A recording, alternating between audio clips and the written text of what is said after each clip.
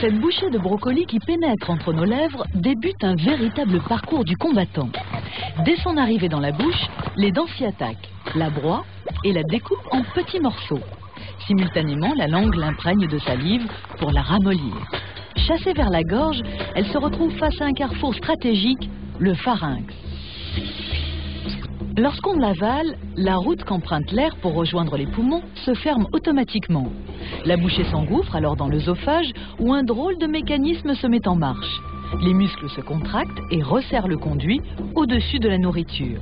Elle est ainsi poussée vers le bas jusqu'à ce qu'elle entre dans une poche extensible, l'estomac. Une fois à l'intérieur, les contractions des parois l'écrasent et la malaxent pendant plusieurs heures. Imbibés de suc gastrique, nos brocolis ne sont à présent plus qu'une bouillie liquide.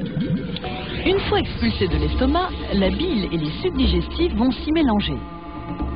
Cette bouillie pénètre dans l'intestin grêle, un tube de 6 mètres de long.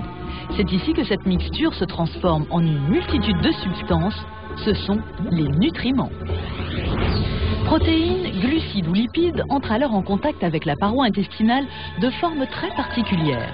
Sur ces gros plis circulaires, on trouve des millions de villosités en forme de doigts. Le sang qui y circule absorbe les nutriments et les distribue aux cellules du corps qui en ont besoin pour vivre. Ce qui reste poursuit son trajet jusqu'au gros intestin. L'eau y est absorbée et les déchets solides sont propulsés vers le rectum. Et voilà comment par la digestion, un simple aliment a livré à notre organisme les nutriments dont il a besoin.